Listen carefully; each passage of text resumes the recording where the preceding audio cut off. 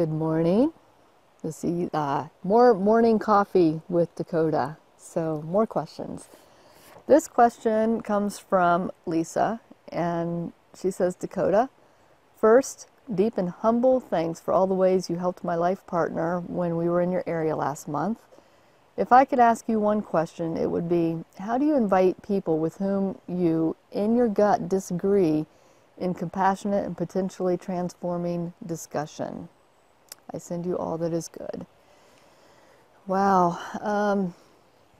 The timing of right now, where we are in our world, there's a lot of this. And I've seen just in the last couple of months, relationships really deteriorate because they weren't able to both show up in that compassionate conversation where there are two very opposing views and ideas, and it's really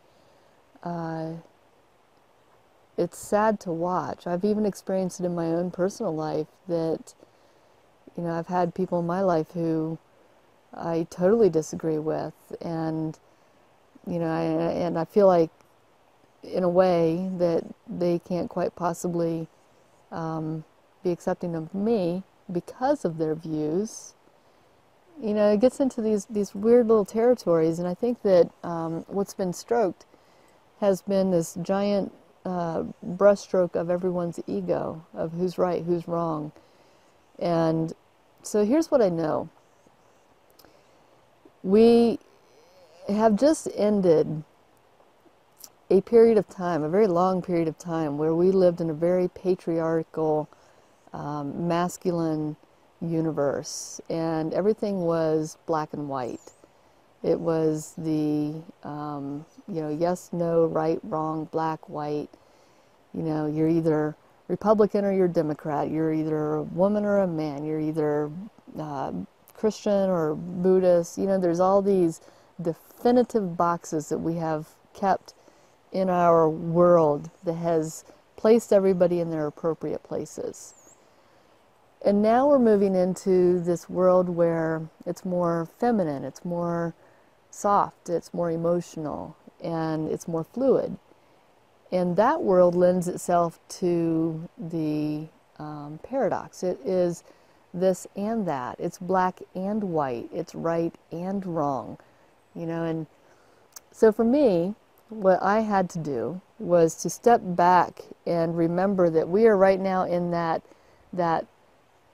threshold where we are ending one and entering into the other, and there's a lot of conflict and turmoil that happens in this interim. And so the way that I reconciled it was to realize that everybody has their own pain points. My pain is much different than yours, and yours is much different than your life partner, and so we all come at life with this different lens. How I view this is going to be completely different. It goes into quantum physics. When something is being observed, it depends on who's observing it on to how it behaves. So I learned to be curious.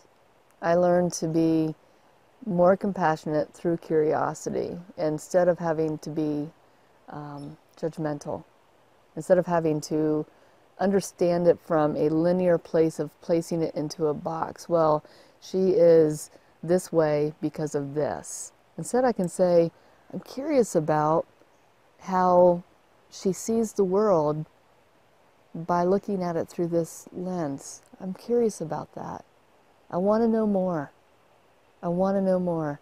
And then open up that dialogue and say, or in that dialogue, you are asking the questions, the deep inquiries, because when it comes down to it, wow, there's a big bird, and it's a pileated woodpecker.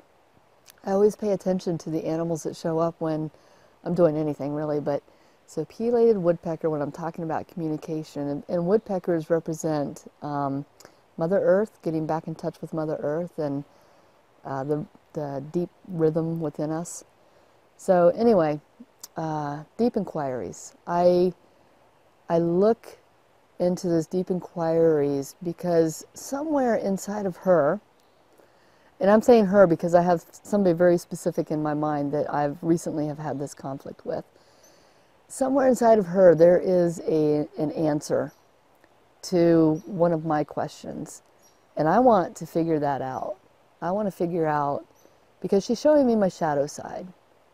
And what is it about my shadow that I need to learn right now? In that curiosity, you actually form this huge, beautiful bridge that allows both people that space to be open, to be authentic, to be free.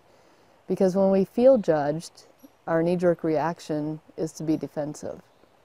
When we feel like someone is really curious, who really wants to know us at a deeper level, we open up. And when that happens, there's this beautiful thing that unfolds. All those labels that we placed on each other start to fall away. And they become irrelevant. And what you're left with is just pure soul. And pure soul usually wants the same thing. We all want to know what our divine purpose is. We all want to feel, know, and express love. We all want to feel safe. We all want to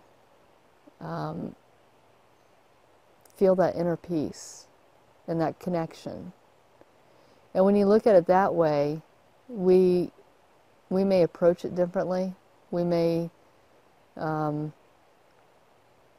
seek out the avenues that we think will bring those things to us. And in the end, we don't know, really, until we're there. But in the interim, if we can just remain curious with each other and allow that space to unfold for each other, there's a lot of magic that can happen. And you'll learn so much more from somebody who you have that conflict with, because they push you. They push you to that edge of ego and spirit. And then you have a choice to step into either shoe. Am I going to step into ego, or am I going to step into soul space and spirit, heart space? So I hope that answers your question. It's very relevant right now. And, you know, and I say all of this like it's really easy. and I can attest it's not. You know, I've certainly met my challenges in the last couple of months. But, you know, I meet those challenges and I do the best that I can. So, thank you. All right. Come back. Bye.